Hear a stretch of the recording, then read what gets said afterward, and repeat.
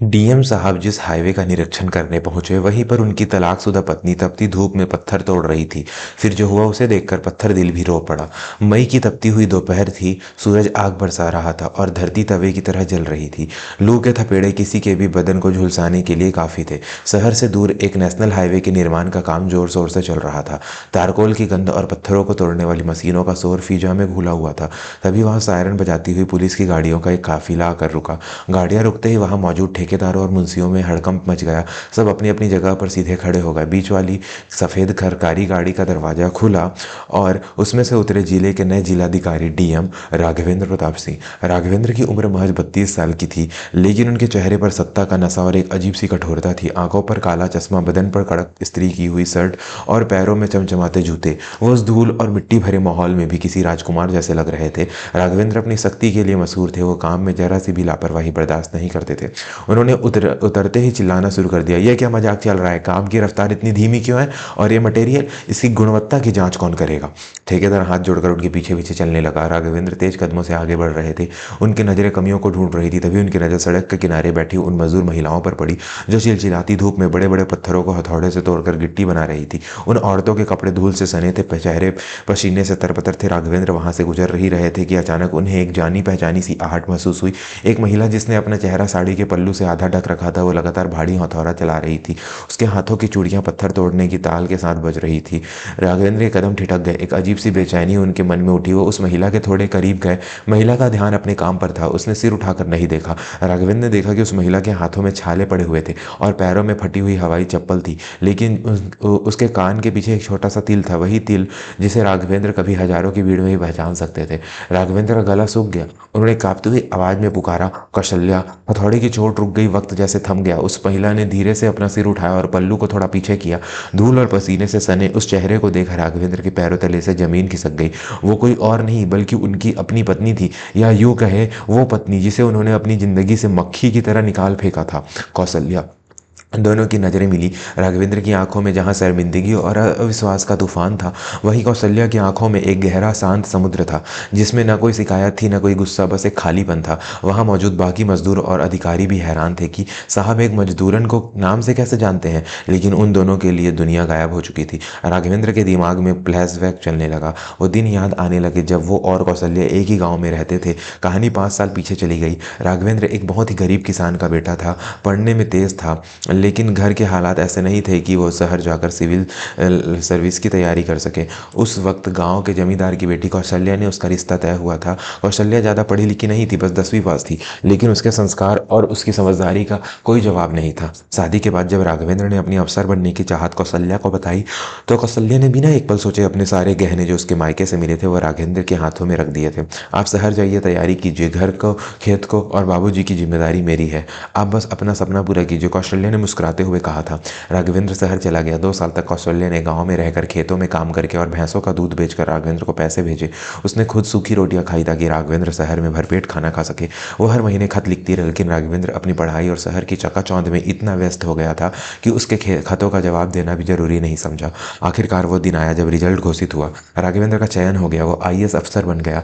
गांव में जश्न मनाओ, कौशल्या की खुशी का ठिकाना नहीं था।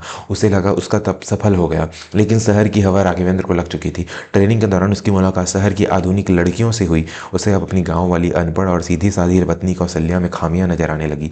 उसे लगने लगा कि कौशल्या और उसके नए स्टेटस उसकी नई दुनिया के लायक नहीं है। जब वो ट्रेनिंग पूरी करके लाल बत्ती वाली गाड़ी में गांव लौटा, तो उसने कौशल्या को गले लगाने के बजाय उससे दूरियां बना ली, और एक दिन भरी पंचायत में उसने वह कह दिया जो किसी ने सोचा भी नहीं था, मैं अब एक बड़ा अफसर हूँ, मेरा उठना बैठना बड़े लोगों में है। कौशल्या न तो अंग्रेजी बोल सकती है, ना ही मेरे साथ पार्टियों में जा सकती है। हमारी सोच अब नहीं मिलती, मैं इसे अपने साथ नहीं रख सकता।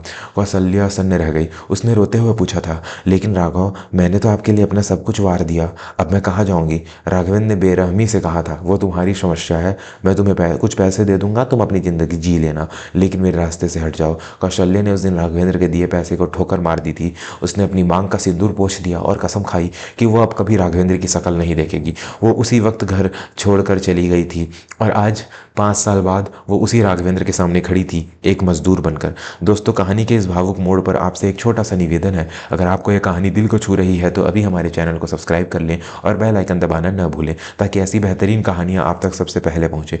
वर्तमान में वापस आते हैं। हाईवे पर सन्नाटा पसरा था। राघवेंद्र ने अपने सूखे होठों को जीभ से गीला किया। उसके अपने असिस्टेंट को इशारा करके सबको वहां से जाने के लिए कहा। जब सब थोड़ा दूर चले गए तो राघवेंद्र ने अपनी हैसियत और अहंकार को एक तरफ रखकर पूछा, कौशल्या, तुम यहाँ ये क्या हालत बना रखी है तुमने, और तुम इतनी गरीबी में क्यों जी रही हो? तुम्हारे पिताजी तो। कौशल्या ने एक और पत्थर की चोट मारी और बिना उसकी तरफ देखे बोली, पिताजी अब नहीं रहे साहब। जिस दिन आपने मुझे छोड़ा उस सदमे को वो बर्दाश्त नहीं कर पाए। और रही बात हालत की, तो ये हालत मेरी नहीं, आपकी सोच की है। राघवेंद्र को लगा जैसे किसी ने उसके गाल पर तमाचा मारा हो। लेकिन तुम मुझसे मदद मांग सकती थी। तुम जानती थी कि मैं इसी जिले में। कौशल्या पहली बार हंसी, एक बहुत ही कड़वी हंसी। मदद, और वो भी आपसे? राघवेंद्र बाबू, जिस औरत ने अपने पति को बनाने के लिए अपने गहने, अपनी जवानी और अपने सपने गिरवी रख दिए, वो अपनी भूख मिटाने के लिए उसी पति के आगे हाथ फैलाएगी? मैं पत्थर तोड़कर पेट भर सकती हूँ, लेकिन अपना जमीन बेचकर नहीं। राघवेंद्र की नजरें कौशल्या के फटे हुए ब्लाउज और धूप से झुलसी हुई त्वचा पर टिक गई। उसे याद आया कि कैसे इसी औरत के हाथों ने उसके सिर में तेल लगाया था जब वो पढ़ाई करते करते थक जाता था। कौशल्या, मुझे माफ कर दो। राघवेंद्र का गला भराया। मैं अंधा हो गया था। मुझ पद और पैसे ने मेरी बुद्धि भ्रष्ट कर दी थी। मुझे लगा था कि खुशी रुदमे में है, लेकिन आज तुम्हें इस हालत में देखकर मुझे महसूस हो रहा है कि मैं दुनिया का सबसे गरीब इंसान हूँ। चलो मेरे साथ, मैं सब ठीक कर दूंगा। मैं तुम्हें रानी बनाकर रखूंगा।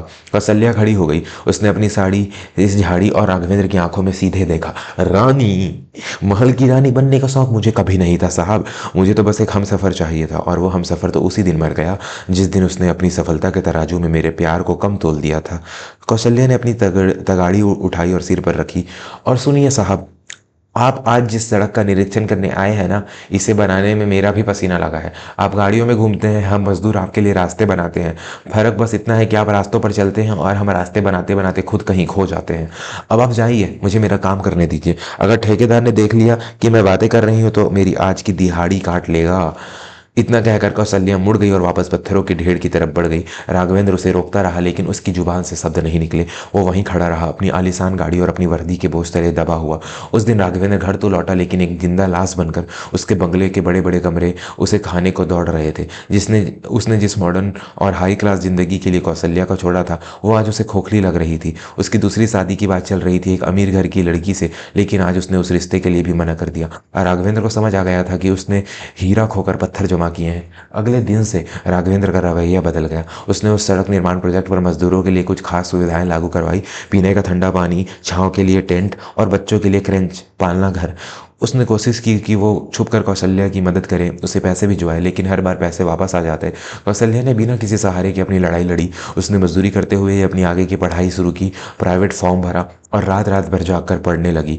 दोस्तों, क्या कौशल्या अपनी मेहनत से अपनी किस्मत बदल पाएगी, या फिर उसे पूरी जिंदगी पत्थर ही तोड़ने पड़ेंगे? कहानी के अंतिम और सबसे महत्वपूर्ण हिस्से की ओर बढ़ने से पहले आपसे गुजारिश है कि वीडियो को लाइक जरूर कर दे। आपका एक लाइक हमारा हौसला बढ़ाता है। समय का पहिया घुमा, 3 साल बीत गए। राघवेंद्र का तबादला दूसरे जिले में हो गया था, लेकिन उसके दिल में कौशल्या के लिए जो अपराध बोध, गिल्ट था, वो कम नहीं हुआ। एक दिन उसे एक सरकारी कार्यक्रम में मुख्य अतिथि के रूप में बुलाया गया। यह कार्यक्रम महिला सशक्तिकरण और स्वरोजगार पर आधारित था।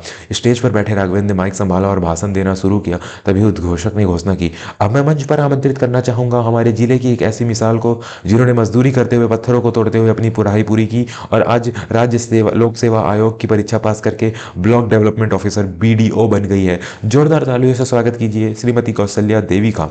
राघवेंद्र के हाथ से पानी का गिलास लगभग गिरते गिरते बचा। सामने से साधारण लेकिन गरिमामयी सूती साड़ी में चेहरे पर आत्मविश्वास की चमक लिए कौशल्या मंच पर चढ़ रही थी।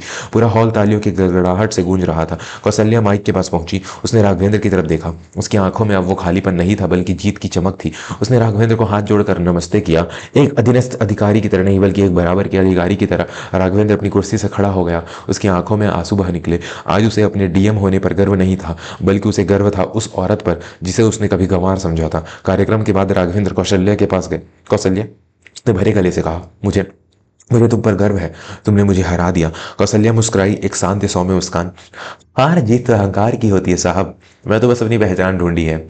आपने मुझे छोड़ा तो मुझे अपनी ताकत का एहसास हुआ। अगर मैं आपके महल में रहती तो शायद मैं डीएम साहब की पत्नी बनकर ही रह जाती, लेकिन आज आज मैं कौशल्या हूँ।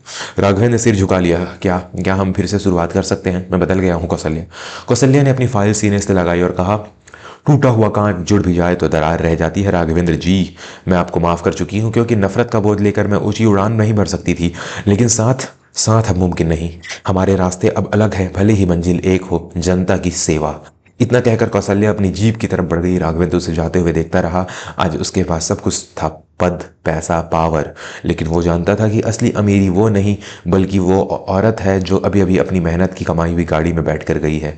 कहानी की सीख दोस्तों, यह कहानी हमें सिखाती है कि किसी की वर्तमान स्थिति देखकर उसके भविष्य का मजाक नहीं उड़ाना चाहिए। समय बला बलवान होता है, जो आज फर्श पर है वो कल अर्श पर है, वो कल फर्श पर आ सकता है, और जो आज पत्थर तोड़ रहा है वो कल इतिहास लिख सकता है। और सबसे बड़ी बात, एक स्त्री का स्वाभिमान उसकी सबसे बड़ी पूंजी है, उसे कभी ललकारना नहीं चाहिए। तो दोस्तों, यह थी कहा हमारी आज की कहानी। आपको कौशल्या का संघर्ष कैसा लगा? क्या उसे राघवेंद्र को माफ करके वापस अपनाना चाहिए था? अपनी राय हमें कमेंट में जरूर बताएं। अगर कहानी पसंद आई हो तो जाते जाते चैनल को सब्सक्राइब करना ना भूले। मिलते हैं अगली वीडियो में एक और दिल को छू लेने वाली कहानी के साथ। तब तक के लिए अपना ख्याल रखें। धन्यवाद।